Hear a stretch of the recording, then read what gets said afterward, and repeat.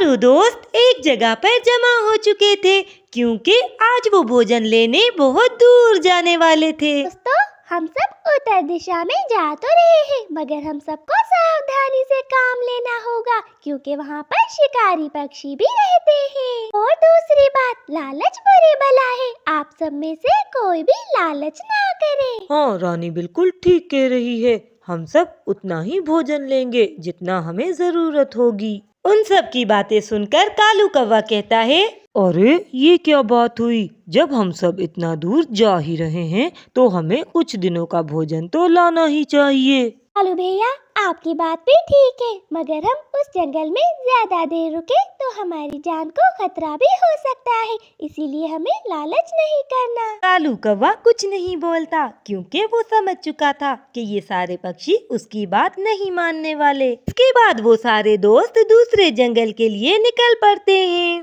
काफी देर उड़ने के बाद वो सब एक बहुत बड़े पेड़ के नीचे बैठ जाते हैं।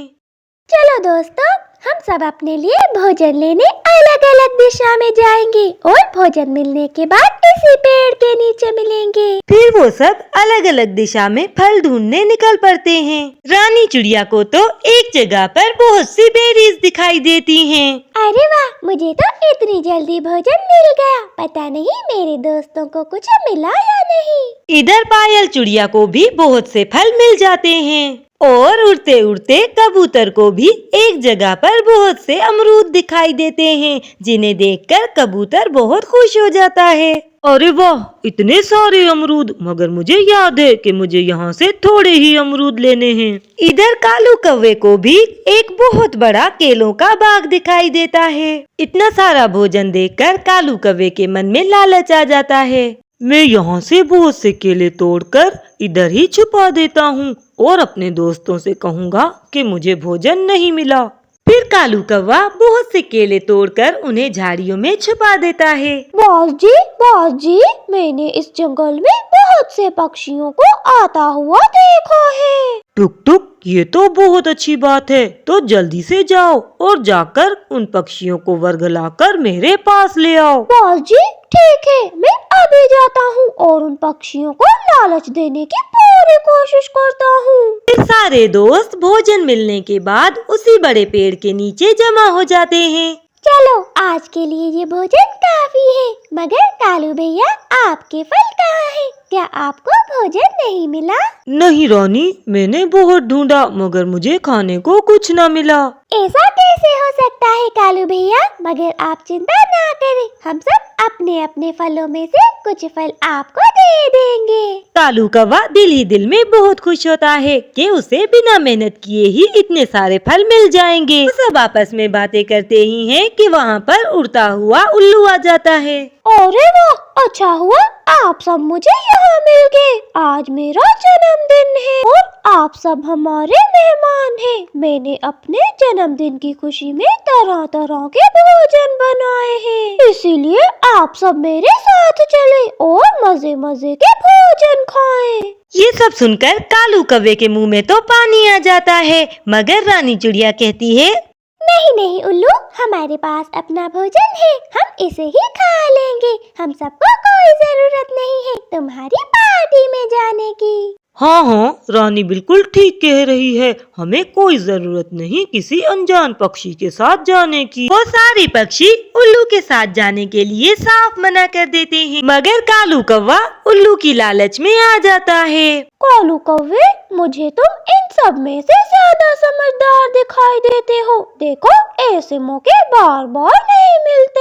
उल्लू दोस्त, बहुत दिन हो गए हैं, मैं किसी बर्थडे पार्टी में नहीं गया, मैं तुम्हारे साथ जरूर चलूंगा। वो सारे दोस्त उसे समझाने की बहुत कोशिश करते हैं, मगर कालू कौवा किसी की नहीं सुनता। वो चालाक उल्लू कौवे को सीधा बांस की गुफा में ले आता है। बांस को देखकर कालू कौवे के तो होश गुम हो जाते हैं। बाज, उल्लू तुमने मुझे धोखा दिया।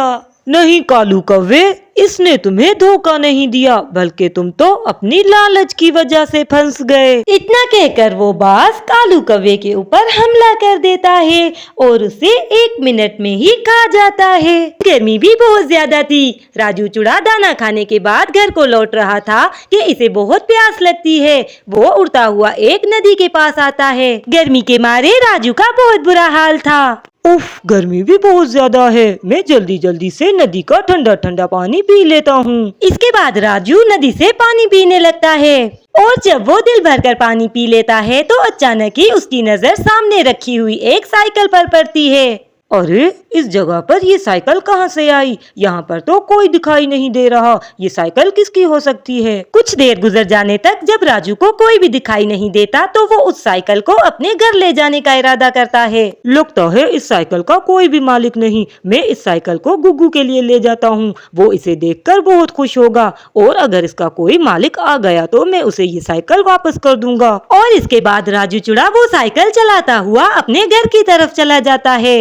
घर के बाहर रानी और गुग्गू राजू का पहले से ही इंतजार कर रहे होते हैं। वो राजू को साइकिल पर आता देखकर बहुत हैरान हो जाते हैं। अरे राजू जी, ये साइकिल आपको कहाँ से मिली? ये साइकिल तो बहुत सुंदर है। रानी, ये साइकिल मुझे नदी किनारे मिली। इसका कोई भी मालिक न था, इसीलिए मैं इसे यहाँ ले आया हूँ। और जब तक इस साइकिल का मालिक नहीं मिल जाता तब तक इस साइकिल से हमारा बेटा गुग्गू खेलेगा। सच पापा, क्या आप सच कह रहे हैं? ये साइकिल अब मेरी है। मैं तो खूब मजे से इस साइकिल के साथ खेलूंगा। इसके बाद गुग्गू उस साइकिल के साथ खेलने लगता है। गुग्गू वो साइकिल अपने दोस्त बंटी को दिखाने के लिए उसके पास आता है। गुग्गू के पास इतनी सुंदर साइकिल देखकर बंटी तो हैरान रह जाता है। अरे वाह गुग्गू, तुम्हारे पास इतनी सुंदर साइकिल कहाँ से आई? तुम्हारे मम्मी पापा तो बहुत गरीब है, फिर उन्होंने तुम्हें इतनी महंगी साइकिल कहाँ से लेकर दी? नहीं दोस्त, ये साइकिल मेरे पापा ने पैसों से नहीं ली। ये तो उनको नदी किनारे मिली थी। पता नहीं कौन छोड़ कर गया था अपनी साइकिल। फिर मेरे पापा इस साइकिल को मेरे लिए ले आए और मेरे पापा ने ये भी कहा था कि इस साइकिल का कोई भी मालिक हुआ तो हम उसे ये लौटा देंगे। और फिर गुग्गू उस साइकिल के साथ खेलने लगता है, मगर बंटी को दिल ही दिल में गुग्गू से बहुत जलन हो रही थी। मैं भी अभी जाकर पापा से बोलता हूँ कि मुझे भी गुग्गू जैसी साइकिल लेकर दे, वरना मैं खाना नहीं खाऊंगा। पापा, अगर आपने मुझे गुग्गू जैसी साइकिल नहीं लेकर दी तो मैं खाना नहीं खाऊंगा। मुझे आज ही गुग्गू जैसी साइकिल चाहिए। बेटा बंटी, आज तक तेरे पापा ने 1 रुपए की चीज खुद नहीं खरीदी बल्कि छीनी है। तू फिक्र ना कर, मैं आज ही तुझे यही गुग्गू वाली साइकिल ही ला कर दूंगा। कालू जी, अभी जाकर मेरे बेटे के लिए वो साइकिल ले आए। मैं बंटी को रोता हुआ नहीं देख सकती। देखे तो मेरे बच्चे का कितना सा मुंह निकल आया है। इधर राजू और रानी दोनों अपने घर के बाहर एक पेड़ के नीचे बैठे चाय पी रहे थे और छोटा गुग्गू अपनी साइकिल को साफ कर रहा था। ये अचानक ही वहाँ पर कालू कौवा आ जाता है। कालू चलता हुआ उनके पास आ जाता है। मिल गई मेरी साइकिल, यही तो ढूंढ रहा था मैं। कालू कौवा आते ही शोर मचाने लगता है। राजू भी कालू के पास आ जाता है। क्या हुआ कालू भैया, क्यों इतना शोर मचा रहे हैं आप? राजू, मैं इस साइकिल की बात कर रहा हूँ। ये मैं अपने बेटे के लिए लाया था। जब मैं नदी पर पानी पीने के लिए रुका तो वहाँ से ये साइकिल कोई लेकर चला गया। ये साइकिल मेरी है, मैं ये लेने आया हूँ। मगर कालू भैया, राजू तो बता रहे थे कि वहाँ पर साइकिल के पास कोई भी ना था और आप तो शहर गए ही नहीं। फिर ये साइकिल आपने कहाँ से लाई? छोटी चुड़िया, ज्यादा चूचू मत करो और हर काम में तुम दोनों को बताकर तो नहीं करूँगा ना। शराफत से ये साइकिल मुझे दे दो, वरना मुझसे बुरा कोई ना होगा। कालू भैया, ये साइकिल मेरी नहीं है, ये मुझे नदी किनारे मिली थी और मैंने तो यही सोच रखा था कि जब भी इस साइकिल का मालिक आएगा तो मैं उसे ये लौटा दूंगा। और अगर सच में ये साइकिल आपकी है तो आप इसे ले जा सकते हैं, मगर एक बात जरूर याद रखिएगा, धोखा देने वाले को उसकी सजा जरूर मिलती है। ठीक है, अब भाषण देना बंद करो और मुझे मेरी साइकिल लौटा दो, क्योंकि मैं ही मालिक हूँ इस साइकिल का। और फिर इसके बाद जबरदस्ती ही कालू कौवा वो साइकिल लेकर वहाँ से चला जाता है। पापा मेरी साइकिल कालू अंकल ले गए। पापा ये साइकिल कालू अंकल की नहीं थी। ना ही मैं बंटी को बताता और ना ये साइकिल कालू अंकल ले जाते। हाँ बेटा, हमें पता है ये साइकिल कालू की नहीं है, मगर कालू एक गुंडा है। अगर हम उसे ये साइकिल ना देते तो वो तुम्हें या तुम्हारे पापा को नुकसान पहुंचा सकता था। मगर तुम चिंता ना करो, हम तुम्हें नई साइकिल ला कर देंगे। इधर कल्लो और बंटी दोनों ही कालू के आने का इंतजार कर रहे थे और कालू को साइकिल पर आता देख बंटी तो खुशी के मारे उछलने लगता है। साइकिल आ गई, मेरी साइकिल आ गई। लो बेटा बंटी, मैंने अपना वादा पूरा किया, अब खेलो इस साइकिल से, अब ये साइकिल तुम्हारी है।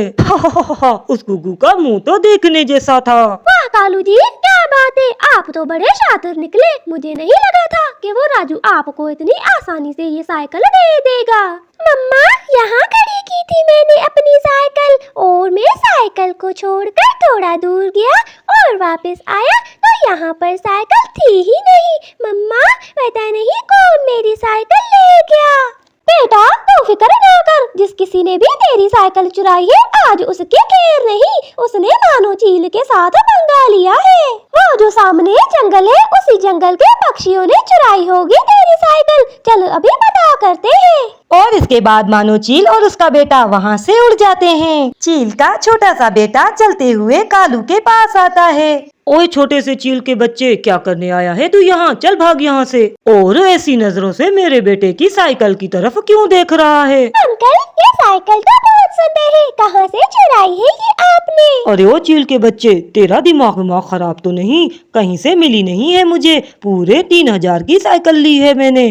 अच्छा, अभी पता चल जाता है कालू अंकल कि ये साइकिल आपने ली है या चुराई है। पापा भगाओ, इस चील के बच्चे को भगाओ, ये मेरी साइकिल चुराना चाहता है, चोर कहीं का। मम्मा मम्मा, जरा इधर तो आना, मेरी साइकिल मिल गई और चोर भी। इसके बाद मानो चील भी वहाँ पर पहुँच जाती है। चील को देखकर कव्वे के पैरों तले तो जमीन ही निकल जाती है। चील जी, क्या ये साइकिल आपके बेटे की है? मगर मेरा यकीन करो, ये साइकिल मैंने नहीं चुराई, बल्कि ये साइकिल तो राजू ने चुराई थी। मम्मा, ये झूठ बोल रहा है। अभी इसने मुझसे कहा कि ये साइकिल इसने खरीदी है, अब कह रहा है कि साइकिल इसने नहीं चुराई है। मम्मा, असल चोर यही है। बेटा मैं जानती हूँ ये कौवा एक नंबर का झूठा और धोखेबाज है, मैं इसे अभी मजा चखाती हूँ। और फिर इसके बाद मानो चील कालू कव्वे की खूब पिटाई करती है। यूँ कालू कव्वे को अपने किए की सजा मिल जाती है।